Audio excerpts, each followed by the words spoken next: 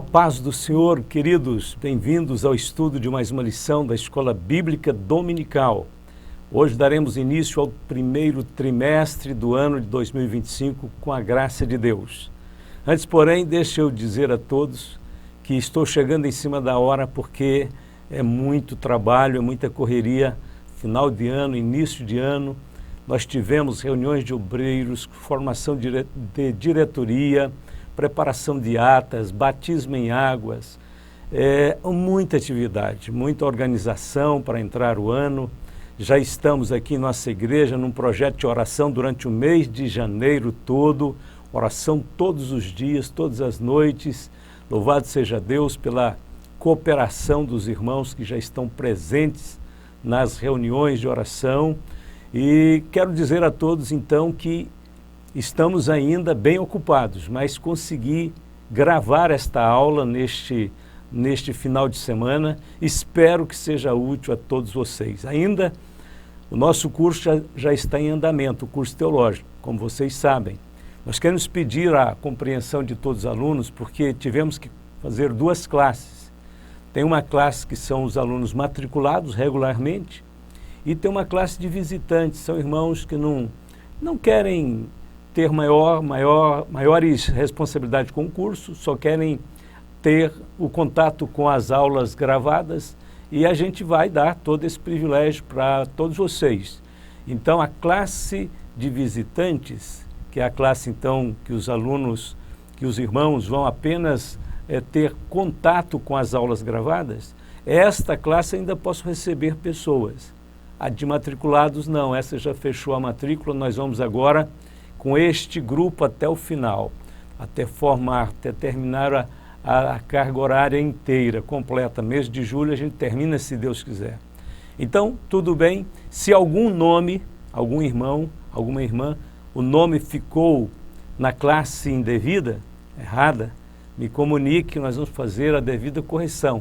Talvez você seja aluno matriculado e por um lapso nosso, uma falha nossa, seu nome está na classe das visitas, dos visitantes. Me comunique, me lembre aí, por favor, que nós vamos fazer a devida correção, colocar cada aluno no seu devido lugar. Conto com a sua compreensão, com a sua ajuda e vamos em frente. Olha, já começa a olhar todas as aulas que estão lá postadas na classe Obreiro Aprovado. Vão estudando, ouvindo as lições e dando uma olhada no livro, mas deixando sempre o livro para o último trabalho. Concentre nas aulas gravadas, por enquanto. Ok? Serão 10 dias apenas e nós concluiremos a primeira matéria, passando para a segunda e depois para a terceira matéria, tudo dentro do mês de janeiro. 3 matérias todo mês para termos o rendimento necessário. Agradeço a todos que estão colaborando, ajudando o canal, graças a Deus, está sendo uma ajuda tremenda o que vocês têm feito e está tudo em ordem. Vamos aperfeiçoar o trabalho e a obra do Senhor que está em nossas mãos. Eu conto com vocês.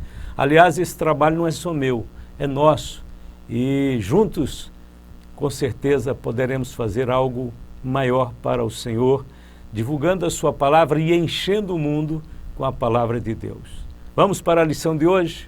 Lição de número 1. Quando as heresias ameaçam a unidade da igreja. A palavra de Deus previne que os últimos dias seriam marcados pelo aumento assustador das seitas e dos falsos profetas. Lamentavelmente, a maioria dos crentes não estão percebendo isso e, por causa da ignorância, muitas vezes, sem saber, cooperam com os enganadores da igreja, com os erros que estão aí bem presentes, próximos à igreja de todos nós. Heresias. O que são heresias? São conceitos doutrinários distorcidos da verdade. São ideias e pensamentos que, quando são expostos, criam problemas para as igrejas, para as famílias e para os indivíduos.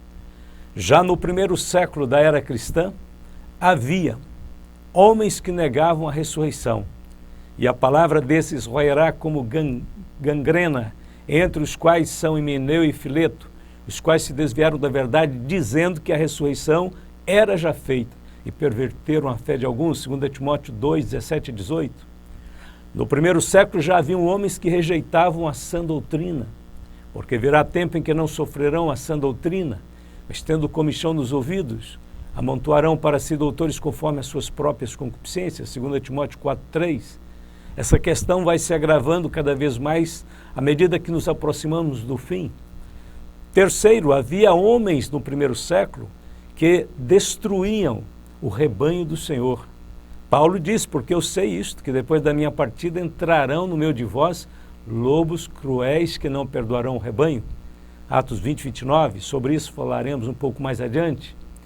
Quarto, no primeiro século já haviam homens que ensinavam coisas perversas a fim de atraírem discípulos após si, e que dentre vós mesmos se levantarão homens que falarão coisas perversas para atrair os discípulos após si. Atos 20, verso 30. E também haviam homens que provocavam divisões no corpo de Cristo. Paulo escreveu, rogo-vos, irmãos, que noteis os que promovem dissensões e escândalos contra a doutrina que aprendestes. Desviai-vos deles, porque os tais não servem a nosso Senhor Jesus Cristo, mas ao seu ventre, e com suaves palavras e lisonjas enganam o coração dos simples. Romanos 16, versos 17 e 18. A orientação apostólica para os crentes em relação aos hereges é a seguinte: primeiro, não associeis a eles. Mas agora escrevi que não vos associeis com aquele que, dizendo irmão, for devasso, ou avarento, ou idólatra, ou maldizente, ou beberrão, ou roubador, com tal nem ainda comais. 1 Coríntios 5,11. Segundo, não os recebais em casa. Se alguém vem ter convosco e não traz essa doutrina, não recebais em casa, nem tampouco saudeis, porque quem os saúda tem parte nas suas más obras. Segundo a Epístola de João, capítulo 1, verso 10 e 11. Terceiro, a Bíblia diz que devemos resistir os hereges, retendo firme a fiel palavra, que é conforme a doutrina, para que seja poderoso tanto para demonstrar com a sã doutrina, como para convencer os contradizentes, porque há muitos desordenados, faladores, vãos e enganadores, principalmente os da circuncisão, aos quais convém tapar a boca. Homens que transtornam casas inteiras, ensinando o que não convém por torpe ganância. Tito, capítulo 1, verso 9 a 11. E quinto, a Bíblia diz que devemos evitar os hereges. Mas não entres em questões loucas, genealogias e contendas, e nos debates acerca da lei, porque são coisas inúteis e vãs. Ao homem herege, depois de uma e outra demonstração, evita-o, sabendo que esse tal está pervertido e peca, estando já em si mesmo condenado. Tito 3, 9 a 11. Existe um número muito grande de hereges em nosso meio, comendo em nossas mesas e falando mal de nós. Há muito que nós já devíamos ter corrido com eles. São pessoas nocivas à fé cristã e ao bom andamento da igreja, semeiam discórdias e falsos testemunhos, causam divisões e põem a perder muitos dos nossos novos irmãos na fé que nós ganhamos para Jesus com tanto sacrifício. Estes são manchas em vossas festas de amor, banqueteando-se convosco e apacentando-se a si mesmo sem temor, são nuvens sem água levadas pelos ventos de uma para outra parte, são como árvores murchas, infrutíferas, 2 vezes mortas, desarraigadas, ondas impetuosas do mar que escumam as suas mesmas abominações, estrelas errantes aos quais está eternamente reservada a negrura das trevas. Judas, versos 12 e 13. Que Deus abençoe, que as lições deste trimestre sirvam para operar uma espécie de purificação na igreja contra os falsos mestres, contra os falatórios vãos e profanos e contra os falsos cristãos. É nossa responsabilidade defender os fundamentos legítimos da fé cristã, conforme ensinou Judas. Amados, procurando eu escrever-vos com toda a diligência acerca da comum salvação, tive por necessidade de escrever-vos, exortar-vos a batalhar pela fé que uma vez foi dada aos santos, porque se introduziram alguns que já antes estavam escritos para este mesmo juízo, homens ímpios que convertem em dissolução a graça de Deus e negam a Deus, o único dominador e Senhor nosso, Jesus Cristo. Judas, versos 3 e 4. Ponto de número 1. as ameaças dos lobos vorazes, os cuidados pastorais. De Mileto mandou a Éfeso chamar os anciãos da igreja, Atos 20:17. Paulo viveu impregnado pelo zelo da edificação da igreja. Ele não apenas evangelizava, ele também consolidava os novos convertidos nos fundamentos sólidos da doutrina de Cristo. Enquanto Paulo navegava de volta para Jerusalém, o seu navio aportou em Mileto, cidade portuária, a 20 quilômetros de Éfeso, e dali mandou chamar os presbíteros da igreja de Éfeso para dar as últimas instruções ministeriais a eles. Por falta de instruções específicas, muitos presbíteros não sabem exatamente para o que foram chamados. Presbítero é o mais experiente, o mais maduro, aquele que guia, orienta, protege o rebanho dos lobos vorazes. A principal missão do presbítero é ensinar, metodicamente, cuidadosamente, a doutrina de Cristo. Para isto, ele precisa ser o homem da palavra, precisa ser um bom pai, um excelente esposo, um amigo de todos na igreja. O presbitério exige uma completa dedicação ao estudo das Escrituras. Só podemos guiar as pessoas até onde podemos ir. No Novo Testamento, as palavras pastor, bispo e presbítero descrevem os mesmos homens. Não é difícil entender isso. Basta comparar os textos onde esses termos aparecem na Bíblia. Por exemplo, em Atos 20, 17 e 28, 1 Pedro 5, de 1 a 3, Tito, capítulo 1, de 5 a 7. Esses homens servem em congregações locais, cuidando do rebanho de Deus. As três palavras identificam os mesmos servos, mas cada palavra tem seu próprio significado. Essas variações de sentido ajudam para mostrar aspectos diferentes do trabalho dos homens que cuidam de uma congregação. Igrejas que procuram manter distinções entre pastores, bispos e presbíteros não somente fogem do padrão bíblico, como também perdem a riqueza das palavras que o Espírito Santo usou para descrever os líderes do povo de Deus. Depois da minha partida, porque eu sei isto, que depois da minha partida entrarão no meio de vós lobos cruéis que não perdoarão o rebanho. Atos 20, 29. As palavras de Paulo se revestem de grande importância, tanto em seu aspecto imediato, quanto em seu sentido futuro. Paulo denomina os falsos doutrinadores de lobos cruéis e vorazes, visto que são possuidores de uma índole perversa e cruel. São amantes de si mesmos, mais amigos dos deleites do que amigos de Deus. Paulo entende a urgência de obreiros idôneos, capazes de neutralizar a ação nefasta desses falsos profetas. Em todas as épocas, a maior necessidade tem sido sempre a mesma: homens inteiramente consagrados a Deus. Deus disse no passado, por meio de Moisés: inclinai os ouvidos, ó céus, e falarei, e ouça a terra as palavras da minha boca. Goteja a minha doutrina como a chuva, destila o meu dito como orvalho, como chuvisco sobre a erva, como gotas de água sobre a terra. Deuteronômio 32, verso 1 e 2. Paulo disse a Timóteo: como te roguei quando parti para Macedônia, que ficasses em Éfeso para advertires a alguns que não ensinem outra doutrina. 1 Timóteo 1 e 3. E ainda Paulo disse: tem cuidado de ti mesmo e da doutrina, persevera nestas coisas. 1 Timóteo 4, 16. Sim, Deus realmente quer que sejamos insistentes em doutrinar, em ensinar a sua doutrina na igreja. A origem dos falsos mestres. No passado, Deus preveniu o seu povo, muitas vezes, contra as sutilezas de Satanás. Mesmo assim, Israel se descuidou e acabou se tornando presa do engano. Assim diz o Senhor Jeová: ai dos profetas loucos que seguem o seu próprio espírito e coisas que não viram. Os teus profetas, ó Israel, são como raposas nos desertos. Ezequiel 13, 3 e 4. O grande erro de Israel foi fazer concessões aos falsos profetas. Foi aceitar passivamente que os mesmos continuassem ensinando dentro das suas portas, conforme lemos, porque tanto o profeta como o sacerdote estão contaminados. Até na minha casa achei a sua maldade, diz o Senhor, Jeremias 23, 11. O erro de Israel foi se agravando à medida em que o povo rejeitava os profetas enviados por Deus.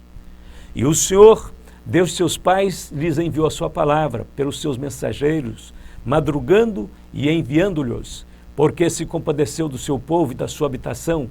Porém zombaram dos mensageiros de Deus e desprezaram as suas palavras e escarneceram dos seus profetas. até que o furor do Senhor subiu tanto contra o seu povo, que mais nenhum remédio houve.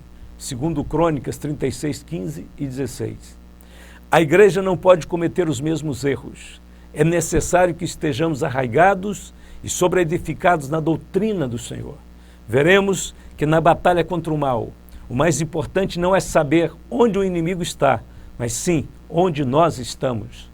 É tempo de conferir se Cristo tem a devida centralidade em nossa teologia, se a Bíblia Sagrada está sendo levada a sério como a nossa única regra de fé e prática, se o Espírito Santo de fato é o nosso mestre e condutor, e se damos o devido valor à igreja local como sendo a expressão visível do corpo de Cristo e o lugar da comunhão dos santos no mundo. A atenção que dermos a estes fundamentos serão determinantes em nossa luta contra as sutilezas de Satanás, conforme advertiu Paulo, para que não sejamos vencidos por Satanás, porque não ignoramos os seus ardis, segundo aos Coríntios 2, 11 e 12. Os meios de comunicação abriram uma enorme janela para todo tipo de mensagem. Agora, mais do que nunca, devemos ser rápidos na divulgação da verdade. Não dá para ficar de braços cruzados enquanto o inferno articula os seus projetos destruidores. Sabemos que os falsos profetas podem estar do nosso lado, na nossa própria comunidade, conforme disse Paulo, e que dentre vós mesmos se levantarão homens que falarão coisas perversas. Atos 20 e 30. Para combater os hereges, precisamos estar bem firmados na verdade. Paulo apresenta o seu próprio exemplo de amor e abnegação como modelo do verdadeiro servo do Senhor. Paulo escreveu, portanto, vigiai, lembrando-vos de que durante 3 anos não cessei noite e dia de admoestar com lágrimas a cada um de vós, Atos 20 e 31. Desde aqueles dias até hoje, a principal motivação dos enganadores quase sempre tem sido o dinheiro, porque o amor do dinheiro é a raiz de toda espécie de males, e nessa cobiça alguns se desviaram da fé e se traspassaram a si mesmos com muitas dores. 1 Timóteo 6,10.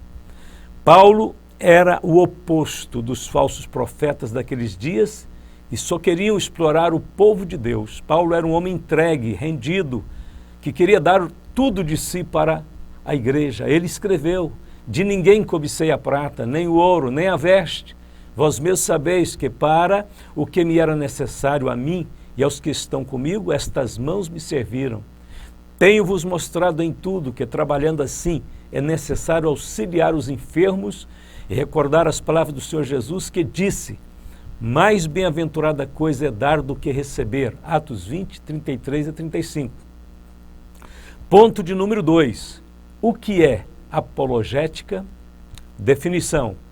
Apologética cristã é um ramo da teologia que defende o cristianismo contra os desvios doutrinários.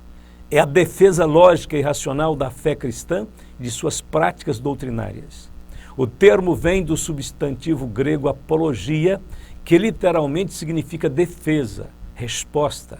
Conforme lemos: antes, santificai a Cristo como Senhor em vosso coração, e estais sempre preparados para responder com mansidão e temor a qualquer que vos pedir a razão da esperança que há em vós.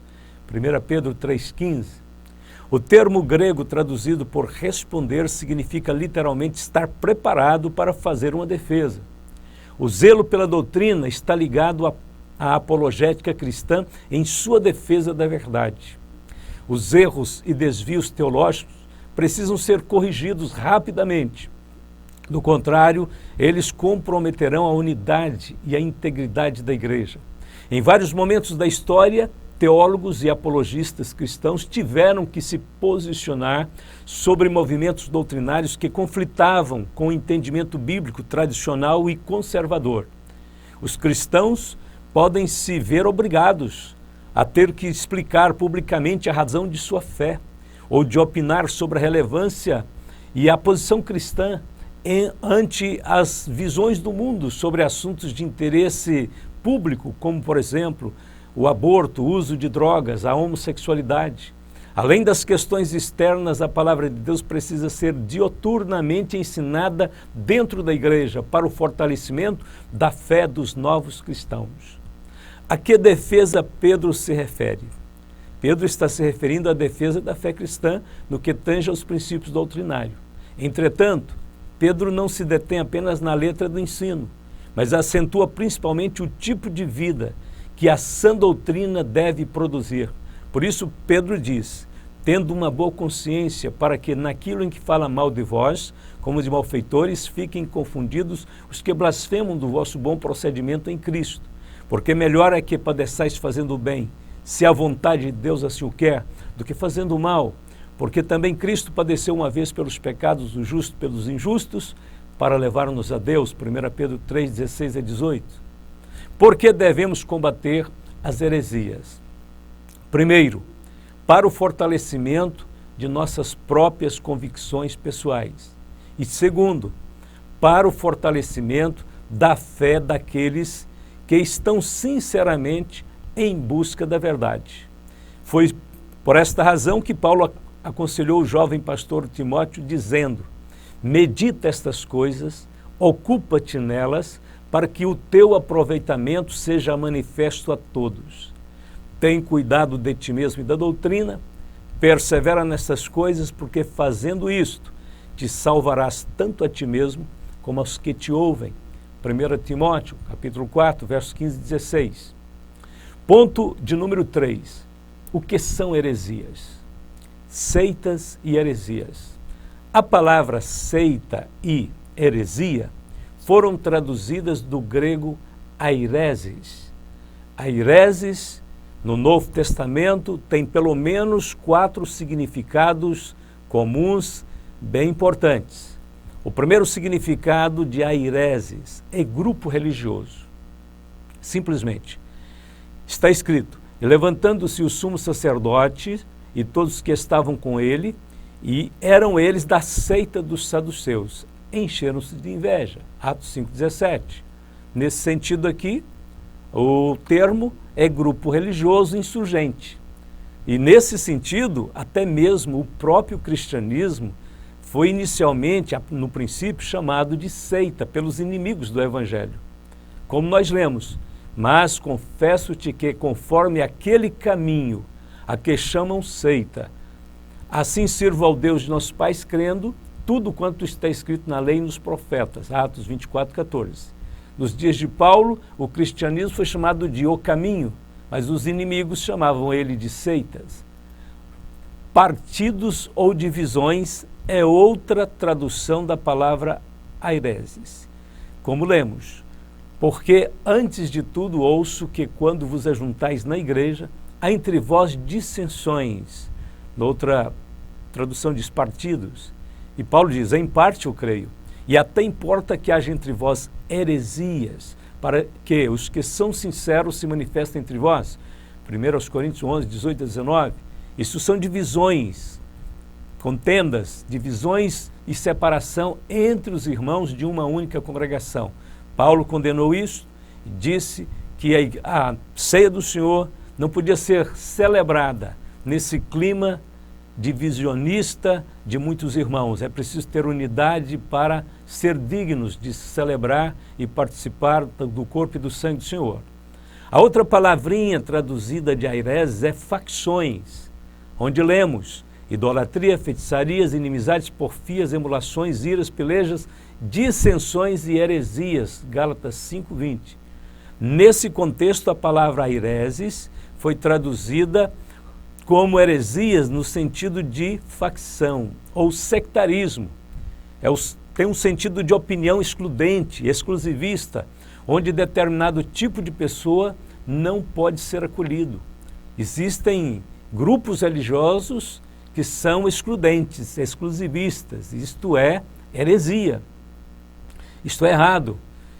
Todo grupo, toda a representação do corpo de Cristo na Terra tem que ser acolhedora, tem que acolher todo tipo de pessoa, não importa de onde ela vem e com que tipo de pensamentos ela chega.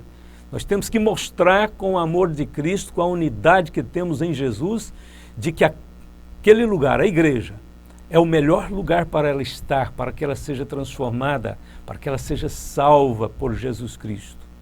E outro termo aplicado à palavra A hereses é falsa doutrina, como escreveu o apóstolo Pedro. E também houve entre o povo falsos profetas, como entre vós também haverá também falsos doutores que introduzirão encobertamente heresias de perdição e negarão o Senhor que os resgatou, trazendo sobre si mesmo repentina destruição. 2 Pedro 2:1. Heresias de perdição, então, são erros doutrinários que distorcem a doutrina da salvação. Vamos mencionar algumas dessas heresias destruidoras, heresias que trazem perdição, que negam o Senhor. Vamos lá. Primeiro, nós podemos dizer que a negação da doutrina da Trindade divina é uma doutrina destruidora. Segundo, a negação da divindade de Cristo, a negação da encarnação de Cristo, a negação da personalidade do Espírito Santo, a negação da autoridade e da inerrância das Escrituras, a negação da eficácia do sangue de Jesus para a nossa redenção. Outras heresias destruidoras, a inclusão de uma corredentora na obra da salvação, por exemplo, Maria. A inclusão de Maria na Trindade divina, um absurdo. Mas já tiveram a ousadia de colocar a Maria, a grande Maria, a mulher santa e dedicada a Deus, pegar ela da sua condição humana de uma cooperadora de Deus e tentaram, ou estão tentando até hoje, fazer dela a rainha do céu, colocando ela dentro da Trindade divina. É um absurdo. A repetição do sacrifício de Cristo, ou aliás, a tentativa, de repetição do sacrifício de Cristo, como por exemplo, a missa católica, que propõe repetir o sacrifício de Cristo literalmente em todas as semanas do ano, celebrando a missa como uma repetição do sacrifício literal de Cristo. É um absurdo. O sacrifício de Cristo foi feito uma vez para sempre.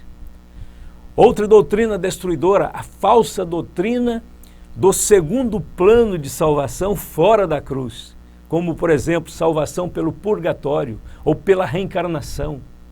A falsa doutrina de que o ranger de dentes é um lugar de purificação de pecados. A falsa doutrina de que a salvação depende da obra de Cristo e mais alguma coisa, como, por exemplo, a guarda do sábado, a circuncisão, a prática das penitências, a guarda das festas e costumes judaicos e por aí vai. A falsa doutrina que diz, uma vez salvo, salvo para sempre. A falsa doutrina da salvação por obras humanas, ensinadas no catolicismo, no espiritismo e em praticamente quase todas as seitas. E atenção, grande parte das igrejas neopentecostais tem grandes erros doutrinários, falsas doutrinas mesmos. Os neopentecostais, uma grande parte deles, não aprenderam de forma consolidada a palavra de Deus, já saíram atirados pelo mundo, pregando, querendo fundar grandes igrejas, reunir multidões e começaram a ensinar campanhas falsas, promessas falsas, negociação da fé cristã, compra das bênçãos. Você dá a oferta, faz a campanha para receber a bênção. As teologias da prosperidade, da cura interior, da regressão espiritual para buscar cura de problemas de traumas, tudo isso falso e que abre portas até mesmo para demônios. Graças a Deus que a igreja do Senhor, ela recupera rapidamente desses embates, dessas investidas das falsas doutrinas. Às vezes, as falsas doutrinas são bastante sutis, simuladas, e começam a iludir, enganar até os escolhidos. Graças a Deus que Deus nos desperta a tempo e a gente se reposiciona e estabelece então os princípios de convicção e vai ajudando os irmãos no ensino, na palavra, buscando profundamente os conceitos da Bíblia, restaurando, recuperando muitas vezes os fundamentos que ficam para trás. Com o tempo, novas gerações vão chegando E muitos desses novos líderes que têm chegado não lê Bíblia, não estuda a Bíblia, nunca leram a Bíblia toda, nunca deteram-se para meditar, para buscar o entendimento do Espírito Santo. E eles saem atirados pelo mundo, pregando, ensinando, então, coisas que estão completamente fora da palavra de Deus, como foi aquela onda do G12, dos encontrões, daquela complicação toda, confundindo os crentes, separando os crentes das suas igrejas, negando a autoridade dos pastores, estabelecendo um apostolado aí, todo pretenso de espiritualidade, que de fato era só uma heresia, né? E acabaram ficando aí centenas de apóstolos pelo Brasil afora que nunca tiveram ministério apostólico, nunca tiveram.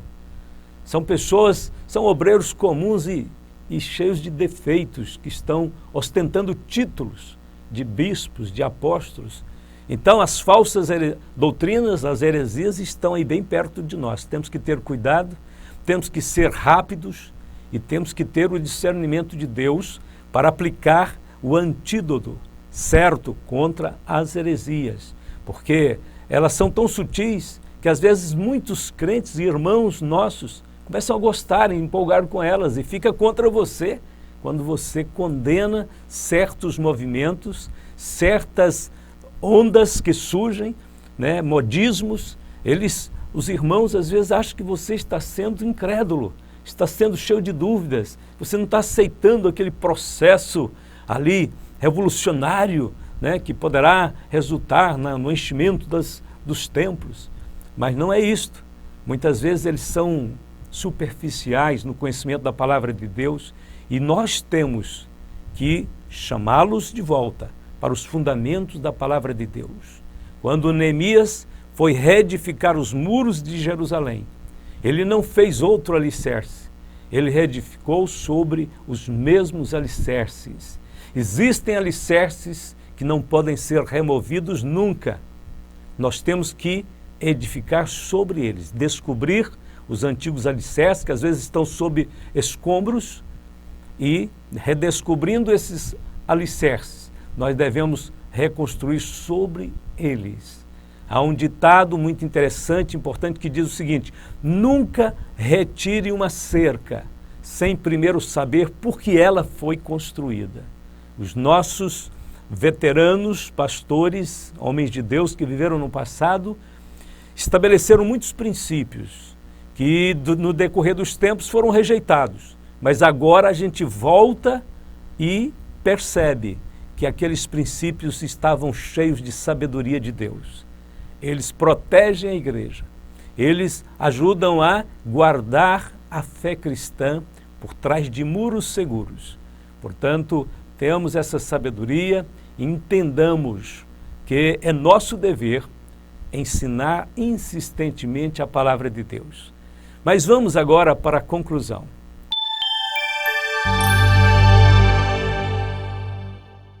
Já circula no meio cristão a ideia de uma salvação sem Cristo. Você sabia? Onde o Salvador cumpre apenas o papel de mártir, de exemplo para os que sofrem. Isso é uma grande mentira de Satanás. O Senhor Jesus morreu para pagar a dívida do pecado. Somente o seu sangue pode nos redimir de toda transgressão. Muito além do seu exemplo e abnegação, está a sua obediência ao plano eterno elaborado pelo Pai, onde ele, Jesus, haveria de dar sua vida pelos pecadores, conforme profetizou Isaías, mas ele foi ferido pelas nossas transgressões, moído pelas nossas iniquidades. O castigo que nos traz a paz estava sobre ele, e pelas suas pisaduras fomos sarados, Isaías 53:5. Essas palavras que foram devidamente confirmadas pelo apóstolo Pedro quando escreveu: sabendo que não foi com coisas corruptíveis como prata ou ouro, que fostes resgatados da vossa vã maneira de viver, que por tradição recebeste dos vossos pais, mas com o precioso sangue de Cristo, como de um cordeiro imaculado, incontaminado, o qual, na verdade, em outro tempo, foi conhecido ainda antes da fundação do mundo, mas manifestado nesses últimos tempos por amor de vós. 1 Pedro, capítulo 1, verso 18 a 20. Jesus reafirmou abertamente a sua mediação exclusiva no plano da salvação, quando ele diz: eu sou o caminho e a verdade e a vida. Ninguém vem ao Pai senão por mim. Então qualquer doutrina, qualquer ensino que coloque Jesus numa posição secundária é falsa. Jesus é a prioridade, é o centro. O papel de Jesus como nosso único e perfeito Salvador não terminou.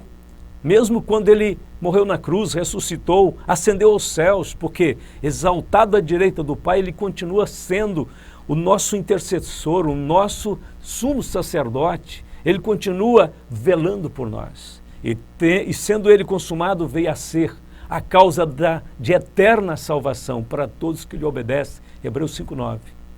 E na verdade aqueles que foram feitos sacerdotes em grande número, porque pela morte foram impedidos de permanecer, mas este, porque permanece eternamente, tem um sacerdócio perpétuo. Portanto, pode também salvar perfeitamente os que por ele se chegam a Deus, vivendo sempre para interceder por eles. Hebreus 7:23-25. Portanto, Jesus continua exercendo o seu papel de eterno Salvador, de eterno sacerdote, intercedendo e viabilizando e abrindo o caminho da salvação para os que se arrependem.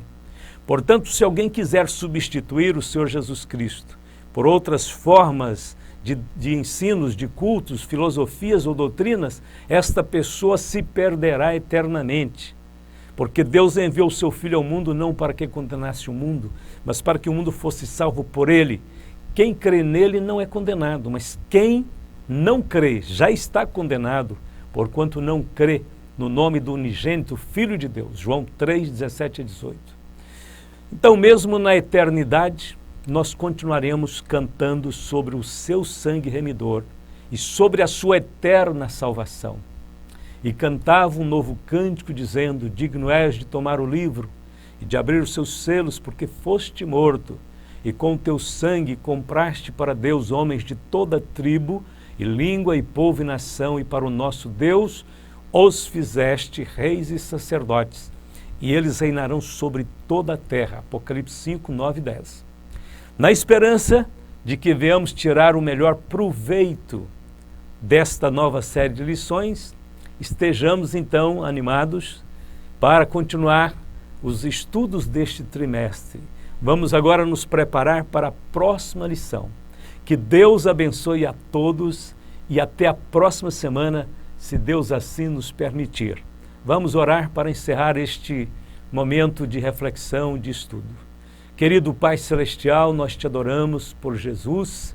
Agradecemos, Senhor, porque Tu estás sempre nos ensinando, nos alertando, nos fazendo conhecer a verdade plena e perfeita da Sua revelação. Obrigado, Jesus.